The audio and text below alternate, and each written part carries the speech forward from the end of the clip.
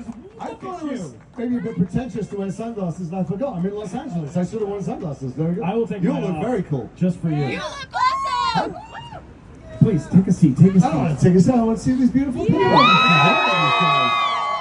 I've come 6,000 miles to meet you. Oh my God, man. What's going on down here? Who are you with the envelope thing? She's the grill. Okay, that's very impressive, and that's commitment.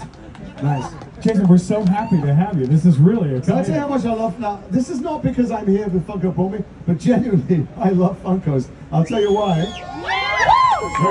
It's a sad story. But because when the first Harry Potter Funkos came out, there wasn't one of Lucius Malfoy. And I'm an adult, you know, I'm a father. I'm above being kind of bitter, but I was a little bit, you know, bitter. I'm going to be honest with you. And then the next one came out, and you got me with a mask, me without a mask, me with a prophecy, me with a wand. It's like nothing but a whole range of Luciuses. And then it turns out that I'm, well, who knows which other ones? I'm a bunch of other ones. You know which ones I'm? No. I'm the Grand Inquisitor. Oh yeah, come on now. I'm Zhao, if he's Admiral or General, what it is. I'm Captain Hook and Captain Lorcas. I'm like, I'm loving Funko. There's a whole row of Jason Isaacs Funkos. I love it. Man. Sure. Well, let's start by asking. Hey, Here we go. I got my phone. There you go.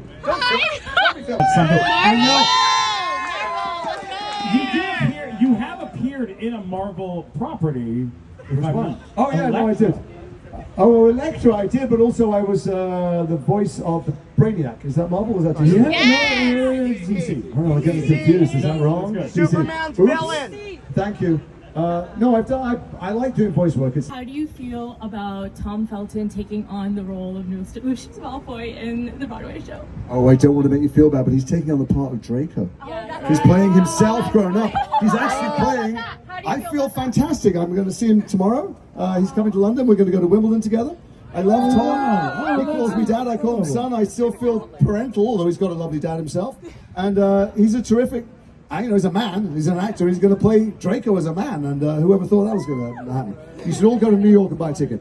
That's how I feel. Yeah, absolutely. Agreed. 1,000%. I got nervous when I Can we said the talk wrong about thing. White Lotus just a little bit? I mean, Lovely. You don't have to get out of bed too early, and you can have a spot and have chocolate cake all down you. So I have been. I was in the Suicide Squad. That's what it was. yeah. No, wait. That is Brainiac. What's the other one? I don't know. I've done some Marvel voiceovers. Is my point. Frankly, I follow the good scripts. I like good stories when they're well told. I think stories are really important. I think nowadays, since nobody seems to believe anything on the news, although they should do, just because certain people have undermined faith in the news, real journalists do real jobs. But nonetheless, if we want to work out how to navigate our way through life, it's stories. Yeah. Stories are what help us. My God. And so great stories, great stories well told are really more valuable than ever now, I think. I love that so much. I know there's. I do it. There's some fan movement. It's going to be something special. It's the same people who made the film, and we have to let it go. Me and the other actors who are part, but obviously for some people we will still be there, Lucius and Voldemort, whatever. But there's a whole new generation for them.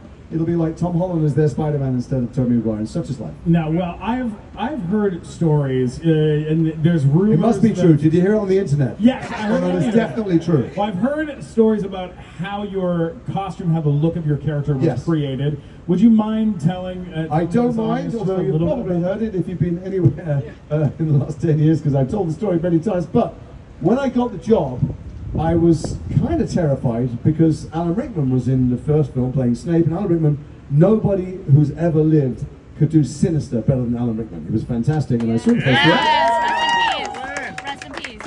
So I thought, what the hell am I going to do playing Lucius Malfoy? I'm meant to be somehow scary and bothersome, but he's in the film. What am I going to do? So I went down. I was brought down to the Harry Potter set about a month before we started filming for them to check out what clothes I was going to wear, and my hair and makeup and stuff like that. And they sent me to the makeup department first, and they said, well, you're good. You're good how you are. I think that hair and maybe just a bit of powder and stuff. And I went, no. I was hoping I could have long blonde hair and a wig. And they went, Dumbledore's got a wig. And I went, sorry, this is a one-wig film? He did honestly said, they said, Richard's got a very expensive wig. And I went, I'll go for a cheap one. I don't care.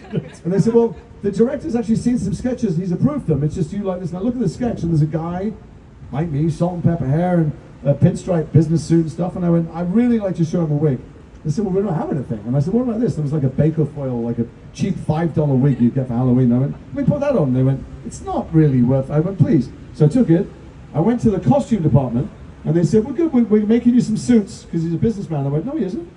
They said, well, are you sure the director's seen the sketches? I go, I know. Look, I'll wear whatever he tells me to wear, but let me make a suggestion to him, which is that he's an aristocrat. He has all the money in the world. He doesn't go to work, and he wears clothes that his ancestors wore. He doesn't want to dress like a muggle. He doesn't want hair like a muggle. He hates muggles.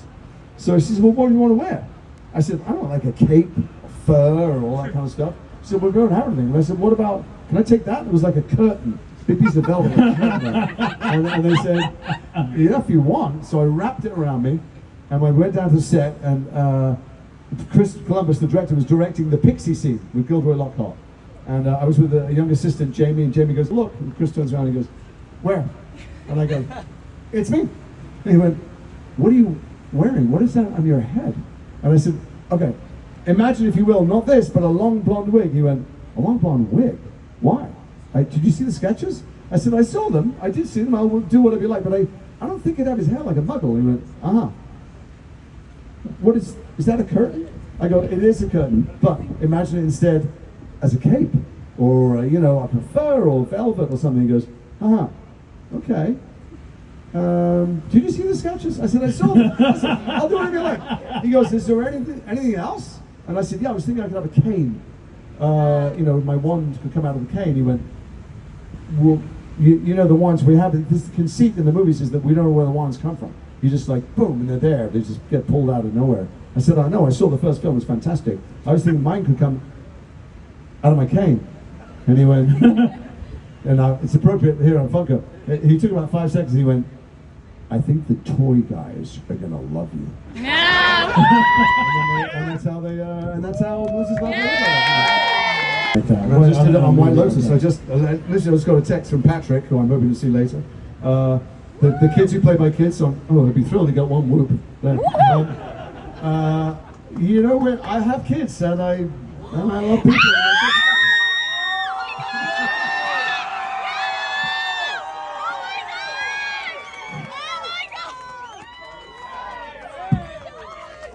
Tom Felton! When's my surprise guest? Hi, Dad. I was going to see him this afternoon. I don't need to now. Really, no? I told him I was golfing, but Bastard. I can't believe it. Look at this magic. Who's got a question for us? Yeah, who's got questions? Come on, throw them up. Throw them up. Come on, if you have a question, let me see it. All right, yes, what's your question? Well, my question is now for Tom. How do you feel about taking back the role of Draco in the Broadway show? She asked me before, how do you feel about Tom playing Lucius? Just so Sorry, you know. I was nervous. I know. I feel That's fair enough, don't worry. Broadway, what does this feel like? What does it feel like? I can't believe you're here. Sorry. I'm going to take a picture of us now. he genuinely had no idea. I never get surprised. You never, like, pull the fucking... I just...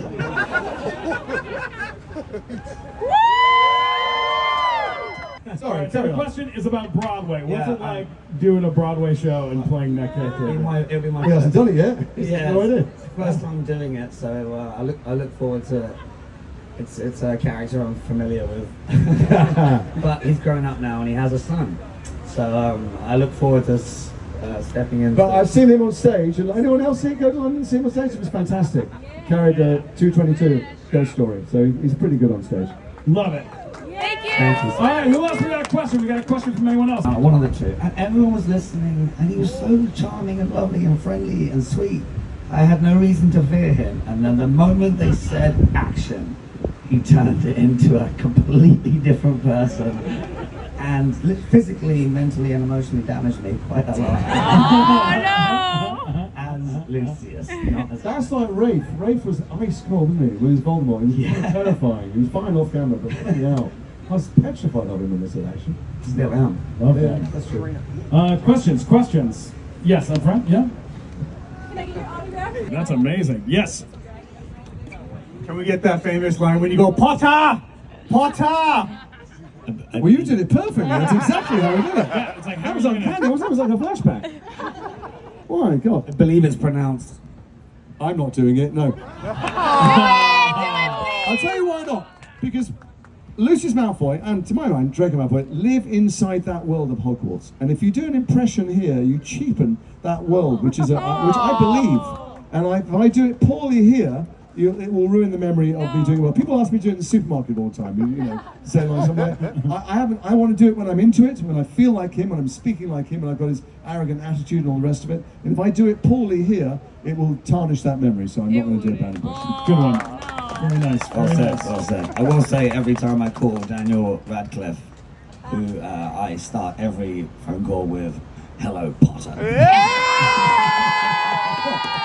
So, for instance, his voice is 3 octaves lower than when you're doing it on the film. Very much so. I love that.